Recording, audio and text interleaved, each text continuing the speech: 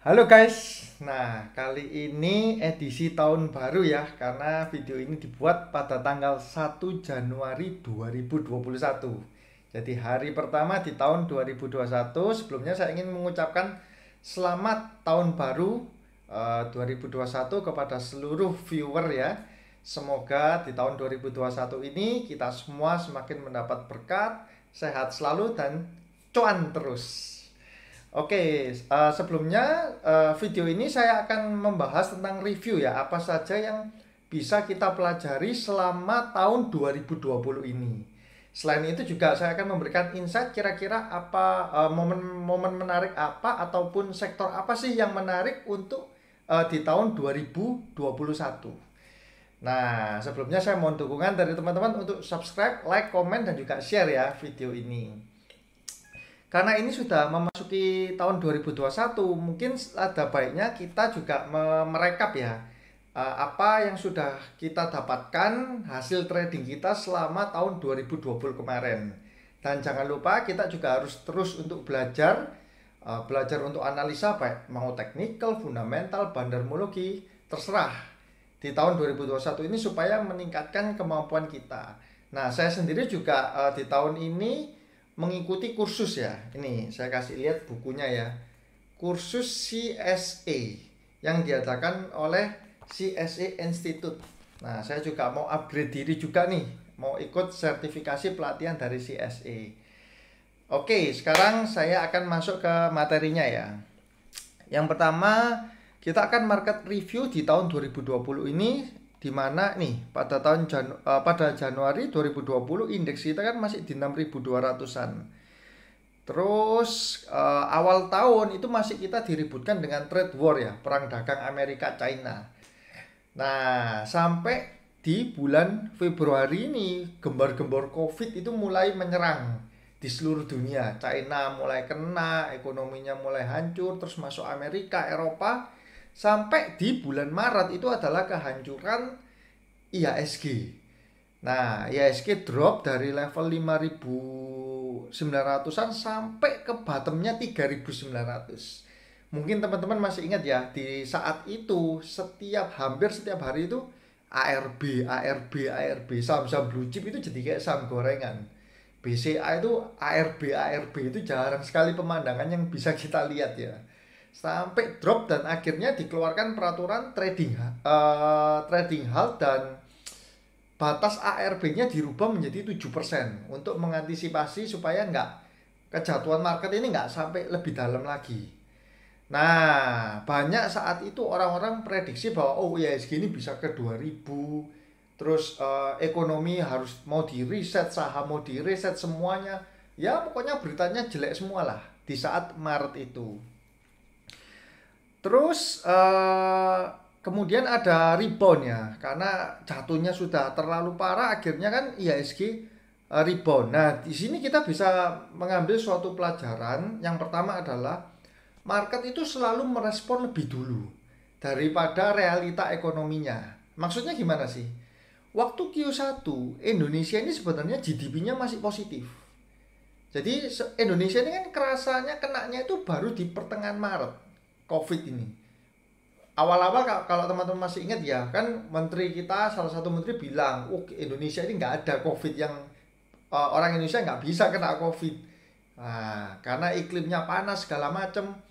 Nah, jadi masih santai-santai nih Januari, Februari, sampai pertengahan Maret begitu ada mulai, ditemukan pertama virus COVID masuk ke Indonesia, langsung ada wacana lockdown lah segala macam, itu marketnya langsung hancur ya, langsung crash. Jadi walaupun ekonomi di Q1 Indonesia ini positif, tapi dampak beritanya karena efek COVID-nya itu langsung dirasakan di market di saat Maret ini. Padahal Q1 belum habis loh, masih Maret awal. Di 20-an Maret ini ya. Nah, kita bisa melihat dari sini ya. Ini adalah GDP Indonesia, di mana di awal Q1 itu plus 2,9%. Ini saya kasih lihat yang punya China ya. Yang punya China Q1 itu minus 10%. Kenapa? Karena China mengalami lebih dulu tentang virus COVID ini. Nah, tapi hebatnya China, dia bisa recovery-nya cepat ya, cuman butuh 1 kuarter aja. Tapi banyak yang bilang kalau GDP dari China ini masih abu-abu lah. Nggak tahu kepastiannya seperti apa. Karena kan ini partai komunis ya, pemerintah itu bisa memanipulasi itu dengan mudah lah. Oke, kita lihat coba yang punya Amerika.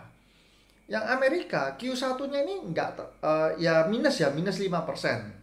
Tapi Q2-nya ini paling hancur, di mana itu sudah lockdown semua, terus orang-orang sudah panik semua, akhirnya minus 30%. Ini paling parah ya. Salah satu paling parah sepanjang sejarah di Amerika. GDP bisa minus 31% ini. Tapi kuartal ketiga kemarin GDP dari Amerika itu sudah positif ya.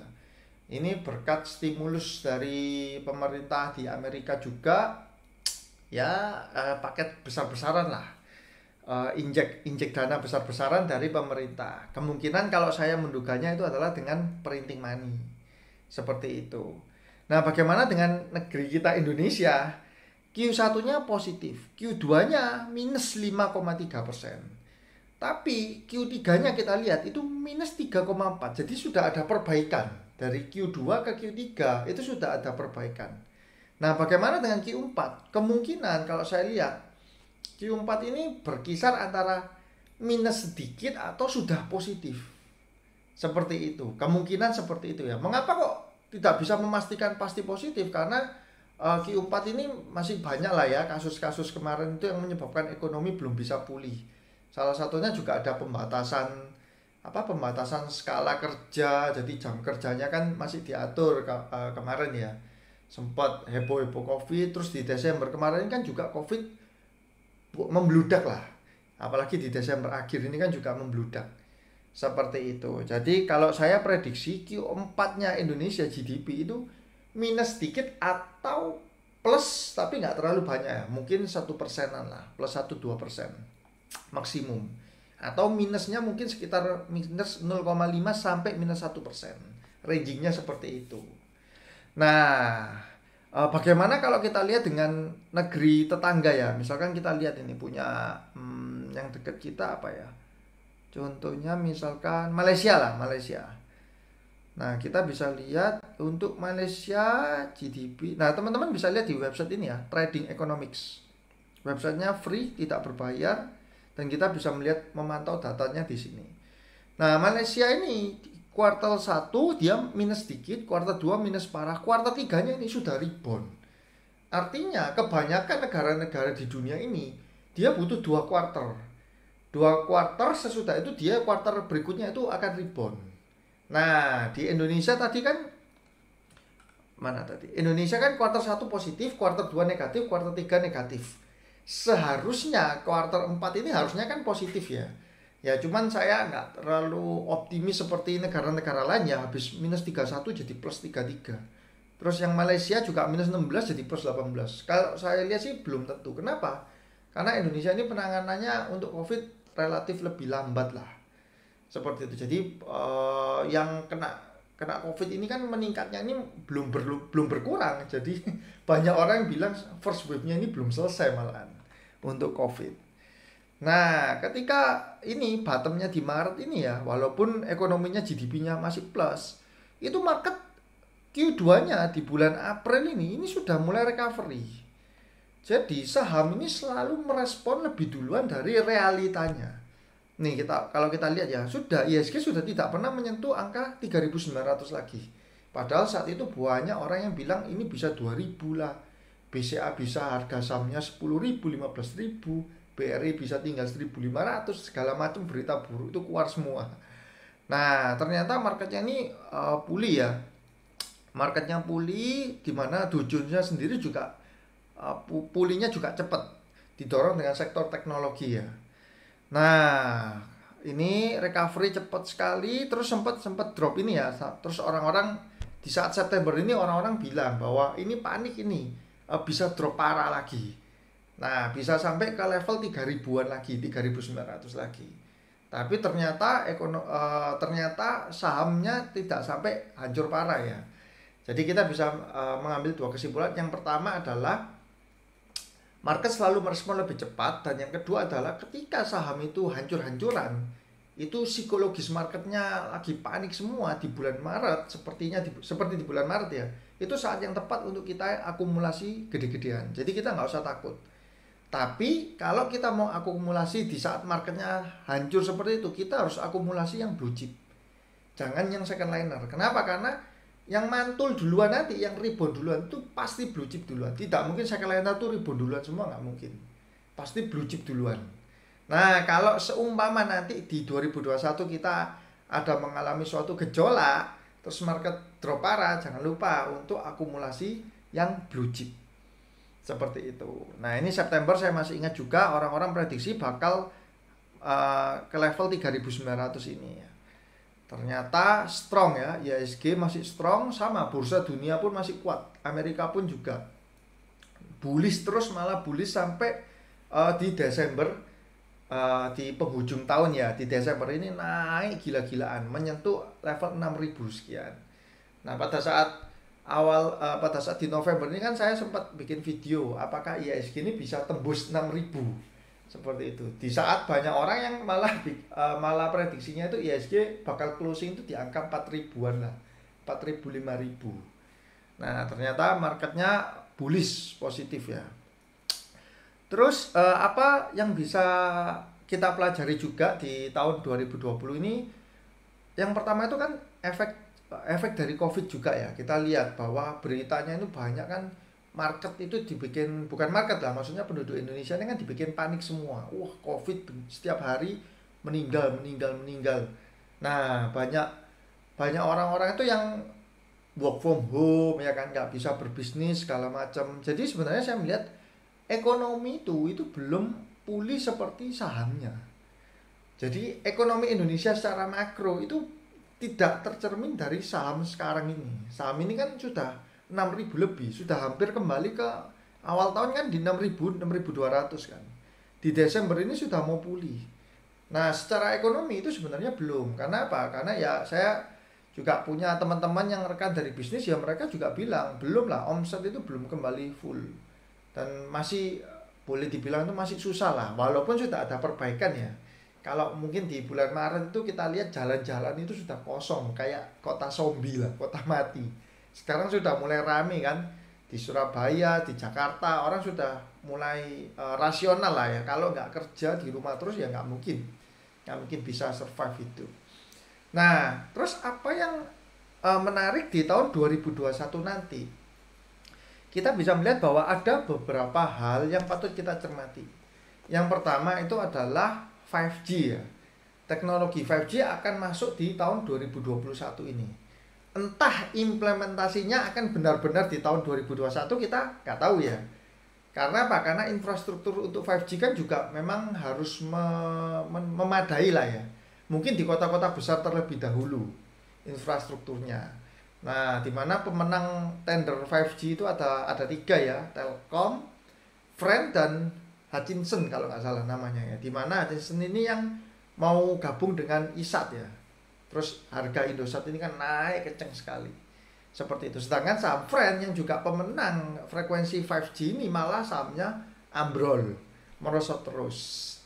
Nah, itu adalah yang pertama. Terus kalau sampai 5G ini masuk, tentu ini akan menguntungkan sektor telekomunikasi ya, seperti yang tadi saya sebutkan ya, ada Telkom, Friend, sama ISAT. Cuman ISAT ini kan harganya sudah terbang tinggi ya, bukan tinggi lagi, sangat tinggi, terkena isu merger itu.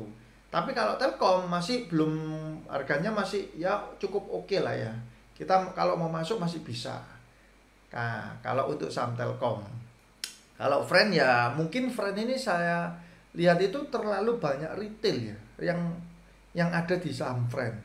Jadi kalau teman-teman perhatikan, entah itu di grup saham, terus teman-teman perhatikan bid offer dari Friend yang sampai 10 juta, total bid offernya 10 juta, 8 juta, gede-gede lah, jumbo lah size-nya.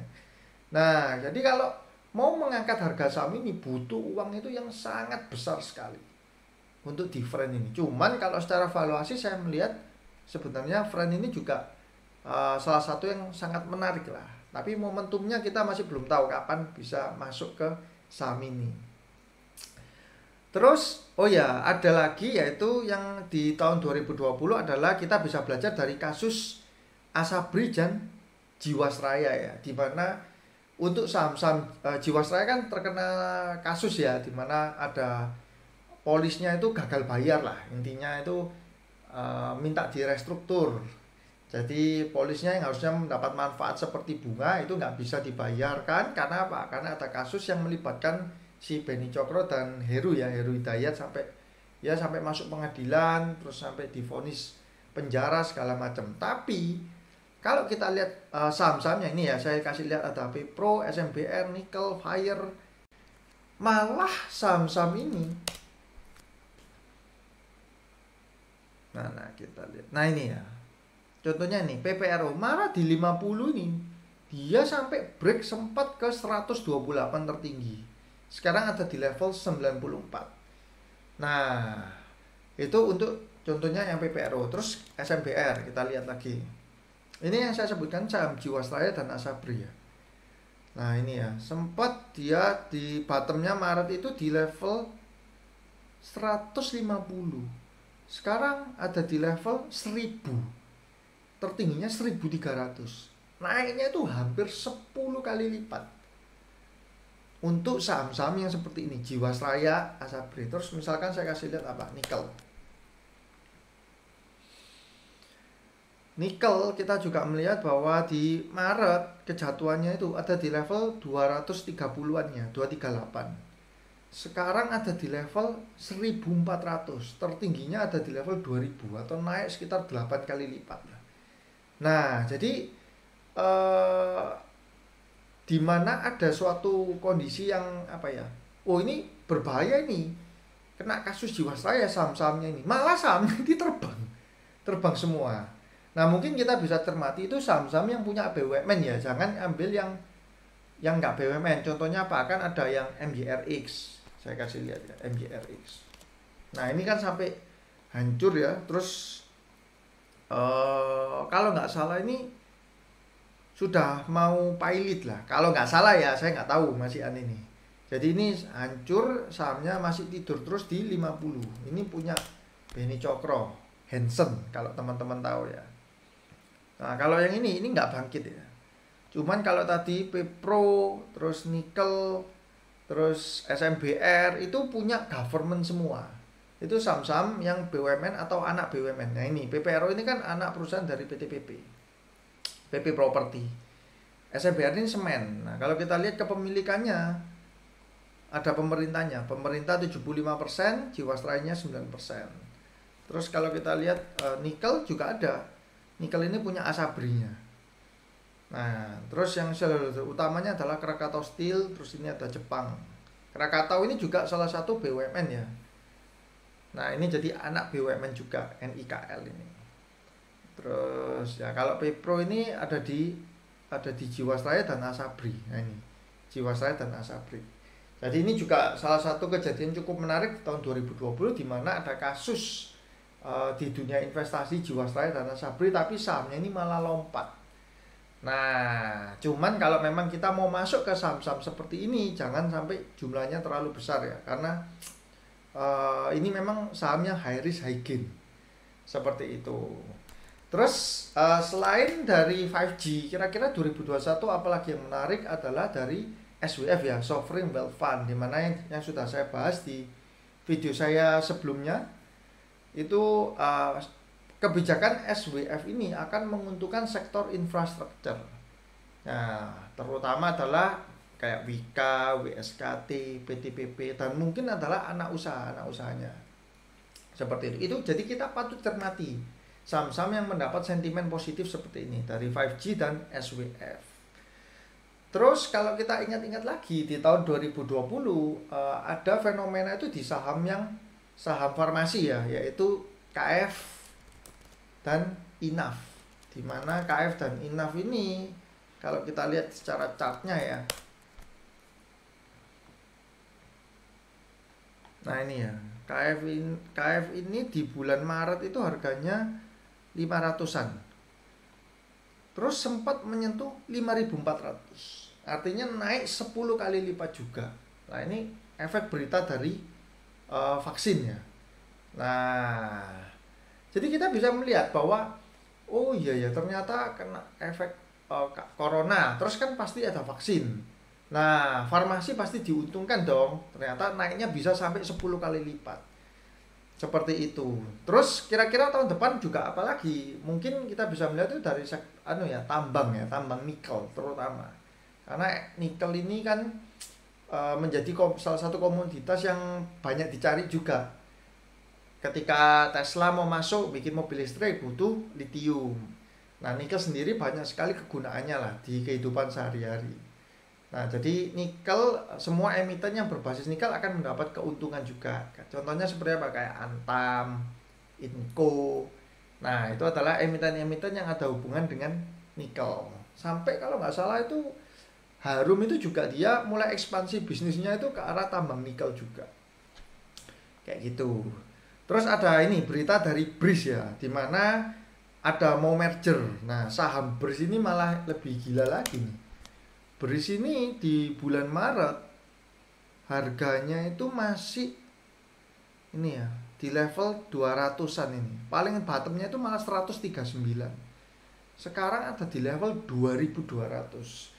Jadi berita merger ini ternyata pengaruhnya sangat sangat besar sekali. Ya seperti kayak dulu kan Bank Mandiri. Bank Mandiri itu kan juga hasil mergeran kan. Dimana kalau kita hitung itu kurang lebih naiknya itu sekitar 10 kali lipat lah. Dari sebelum merger ya, valuasinya itu. Nah ini juga terjadi ternyata di saham BRIS ya.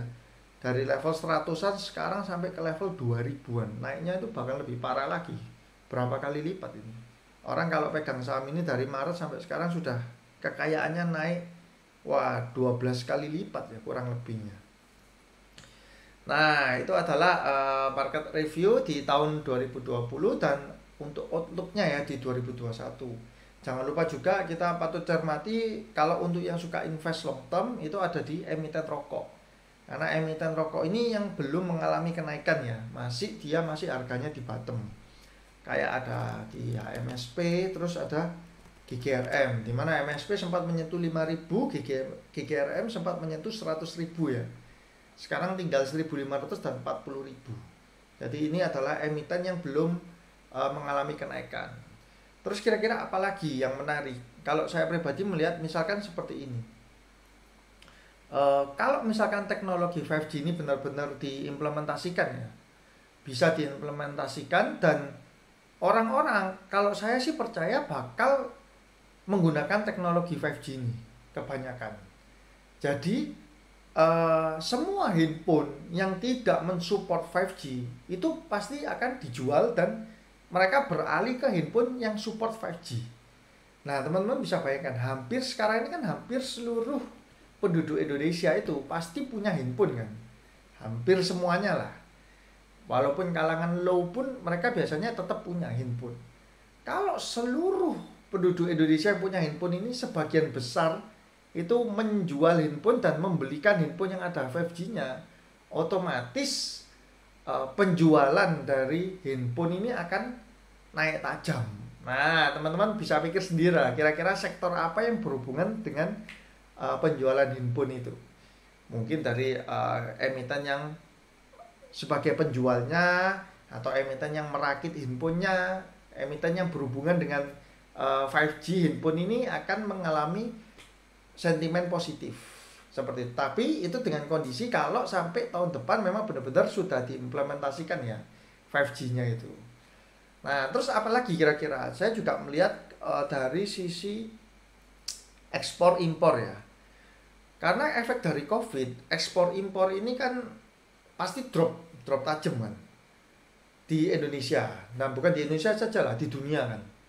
Nah, kenapa? Karena kan pabrik-pabrik mulai mereka membatasi untuk produksi segala macam. Sekarang sudah mulai berangsur pulih ya, apalagi China terutama. Cuman kalau kita melihat misalkan saham-saham dari, contoh ya, saham-saham dari pelabuhan. Nah, pelabuhan ini kan juga bergantung dari ekspor impor. Salah satunya yang saya cermati itu adalah saham dari IPCC. Ini adalah dia operator pelabuhan yang kebanyakan tuh mengurusi untuk mobil, penjualan mobil, ekspor impor mobil. Nah, kalau kita melihat dia di kuartal ketiga itu masih minus loh. Minus 30 miliar. Sebelum-sebelumnya dia itu positif. Angkanya kurang lebih di positif 100 M, 140 M. Itu di kuartal ketiga ya, 2018 dan 2019. Harga saham ini kalau kita perhatikan untuk FPCC, harga sahamnya di sini di bulan Maret itu sempat drop ke 200-an kan. Nah, tapi sebelumnya ini harganya ada di range 1000 lebih. Nih, 1400-an. Ini tahun 2019 ya. Sempat 1600-an. Nah, sekarang harganya itu masih ada di level 530. Jadi ini mungkin salah satu pilihan emiten yang juga akan bangkit ketika ekspor impor ini sudah kembali normal. Apakah ekspor impor pasti normal? Saya bilang pasti akan kembali normal ya. Seiring pulihnya ekonomi, sektor ini pasti normal kembali gitu loh. Jadi saya melihat ini juga salah satu peluang yang menarik. Di samping ada lagi yaitu Astra Group ini. Ini saya kasih lihat kode sahamnya ASII ya. Sekarang ada wacana pemerintah di mana pajak mobil itu mau di 0% kan. Nah, pajak mobil ini kan ada banyak. Kita nggak tahu apakah semuanya atau sebagian. Kalau semuanya rasanya terlalu absurd lah. Mungkin beberapa aja yang dihilangkan. Itu sudah mengurangi harga mobil drastis kalau pajaknya itu dihilangkan. Nah, kalau itu sampai terjadi dan ekonomi sudah berangsur pulih, maka ada kemungkinan penjualan omset mobil itu akan meningkat. Nah, saya juga punya teman yang kerja di sana di Astra juga ya. Sebenarnya Q4 ini pun penjualan omsetnya itu sudah cukup baik dibandingkan sebelum-sebelumnya ya, kayak Q2, Q3, Q4 ini sudah oke lah, sudah ada tanda-tanda yang baik. Nah, kalau ada stimulus untuk pajaknya itu juga dikurangi, maka ada kemungkinan juga industri otomotif ini akan bergerak semakin cepat pulihnya ya. Jadi saya melihat cukup menarik juga untuk di saham Astra ini. Nih, saham ASII ya, dimana harganya ini kalau kita lihat, bentar ya. Nih, harganya kan sempat di awal di 2019 itu di angka 8 ribuan ya.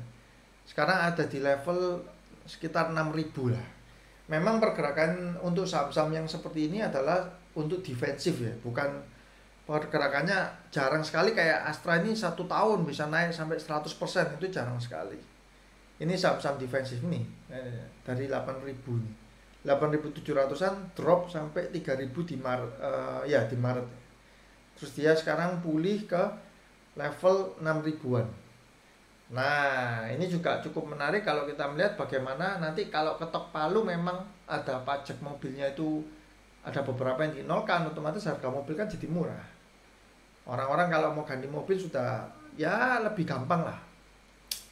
Seperti itu. Terus bagaimana untuk IHSG tahun depan? Kalau saya sih melihat untuk tahun depan mungkin kalau sampai tembus 7.000 itu ya mesti tergantung ya dari kondisi ekonomi ya.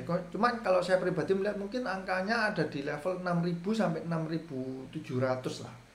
Ada di level itu. Apakah bisa tembus 5 ribuan? Bisa. Mungkin ada di bottomnya di 58, 5.800-an. Cuman kalau berharap sampai ke arah 4 ribuan itu sudah, menurut saya sudah agak susah. Kalau sampai angka 4 ribuan ya. Apalagi berharap kayak Maret kemarin 3.900. Wah, orang-orang pasti sekarang sudah pinter. Begitu IHSG angka 3 ribuan itu orang-orang sudah all in semua pasti di market, di saham ini.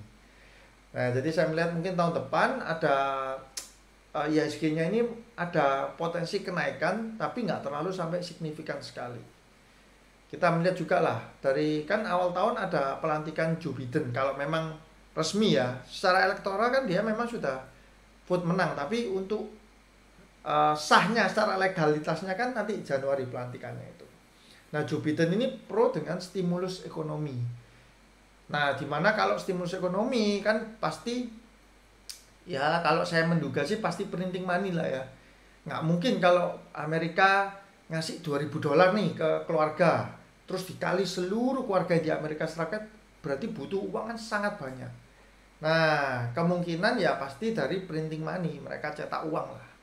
Cetak uang dibagikan. Nah, ada kemungkinan juga kalau mereka melakukan hal itu, seperti di chat Telegram saya, di channel Telegram saya ya, Stokholik IT, saya bilang bahwa dolar ini ada potensi untuk melemah. Melemahnya ini bukan yang cuman 100-200 rupiah, tapi cukup cukup dalam lah melemahnya.